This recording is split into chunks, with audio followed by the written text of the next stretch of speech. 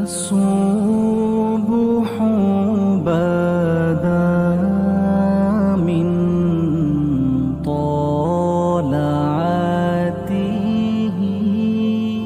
نبی رحمت صلی اللہ تعالیٰ علیہ وسلم نے مولا علی شیر خدا اور حضرت عمر فاروق بندے بھی حضور نے وہ چنے جو سرخیل ہیں دونوں، مولا علی فاروق اعظم امیر المومنین دونوں کو بلایا اور بلا کے فرمایا یہ میرا جبہ لے جاؤ اور میرے بعد میرے وصال کے بعد وہاں جانا کرن میں تمہیں اویس ملے گا، اسے میرا جبہ دینا۔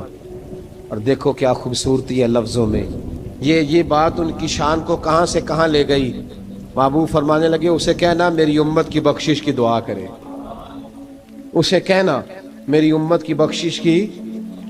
حضرت علی المرتضیٰ کا رتبہ بھی ان سے زیادہ ہے، جناب عمر کا رتبہ بھی، اس کا مطلب ہے بڑا بھی چھوٹے سے کبھی کبھی دعا کے لیے کہہ سکتا ہے کہ یار میرے لیے دعا کر دینا۔ نبی کریم علیہ السلام نے جبہ دیا، جبہ دے کے بھیجا۔ حضرت عمر گئے ملنے، جناب مولا علی گئے، جا کے پوچھا وہ کدھر ہے، کہا وہ دیوانے سے ہیں، گھومتے رہتے ہیں۔ جب ملاقات ہوئی تو حضرت اویس کرنی دوڑے آئے۔ جناب عمر کہنے لگے آپ کا نام اویس ہے؟ کہنے لگے ہاں عمر فاروق میرا نام اویس ہی ہے۔ پھر آگے بڑھ کے کہنے لگے علی آپ کی طبیعت مبارک کیسی ہے؟ پھر وہ جبہ وصول کیا، کہا محبوب نے کہا تھا امت کے لیے دعا کرنا، تو حضرت اویس نے فوراً سر سجدے میں رکھ دیا۔ اور داتا صاحب حدیث لائے ہیں، محبوب فرمانے لگے اللہ تعالیٰ بنو کلب کے قبیلے کی بکریوں کے بالوں کی تعداد کے مطابق اویس کرنی کی دعا کی برکت سے میری امت کو جنت میں داخل کرے گا۔ اتنا بڑا اعزاز، اتنا بڑا اعزاز۔ حضرت اویس کرنی رضی اللہ تعالیٰ انہوں نے دعا کی، پھر واپس لوٹے۔ یہ تو داتا صاحب کی بات ہے۔ اب اگلے جملے حضرت محدث بہاولپوری نے ایک ذکر اویس نام کی کتاب لکھی ہے، حضرت علامہ فیض احمد صاحب اویسی رحمۃ اللہ علیہ، انہوں نے لکھا ہے کہ حضرت عمر فاروق اور مولا علی جب مل رہے تھے نا، تو ایک تیسرے شخص نے کہا کہ اویس ان کی زیارت کر لو جنہوں نے حضور کی زیارت کی، ان کی زیارت کر لو، چلو آپ حضور کی زیارت نہیں کر سکے تو زیارت کر لو۔ تو حضرت اویس کرنی اٹھ کے قریب گئے تو جناب علی المرتضیٰ اور جناب عمر سے کہنے لگے حضور کی داڑھی مبارک میں کتنے بال سفید تھے؟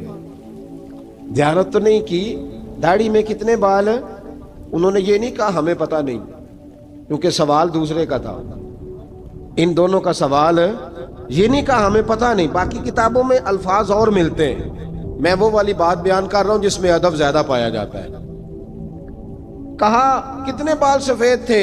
تو یہ نہیں فرمایا مولا علی اور جناب عمر نے کہ ہمیں پتہ نہیں۔ کہنے لگے ویس آج آپ ہی بتائیں گے کتنے سفید، آج آپ ہی بتائیں کتنے ہیں۔ تو حضرت سیدنا اویس کرنی کہنے لگے محبوب کی داڑھی مبارک میں 17 بال سفید تھے، 17 بال سفید تھے، یہ ان کی زیارت کا حال۔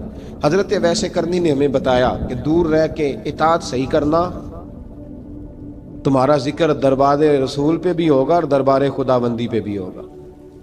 حضرت حرم بن حیان رحمت اللہ تعالیٰ علیہ فرماتے ہیں میں حضرت اویس کرنی کو ڈھونڈنے چل پڑا، ڈھونڈنے بھی اسے نکلا جسے کسی نے نہیں ڈھونڈا اور جو کبھی کسی کو نہیں ملے۔ حضرت اویس کرنی، یہ فکرہ کسی درویش نے نا حضرت اویس کرنی کے لیے کہا، یہ فکرہ پورا فیٹونی پہ آتا ہے، اسی کسے دے کچھ نہیں جے لگ دے تے نہ کوئی ساڈا دردی، کوئی یارانہ نہیں، کوئی دوستانہ نہیں۔ حضرت اویس کرنی کا مزار بھی کنفرم نہیں کہ کدھر ہے، بس اسی کسے دے کچھ نہیں لگ دے، کیا ضرورت ہے، بس ٹھیک ہے۔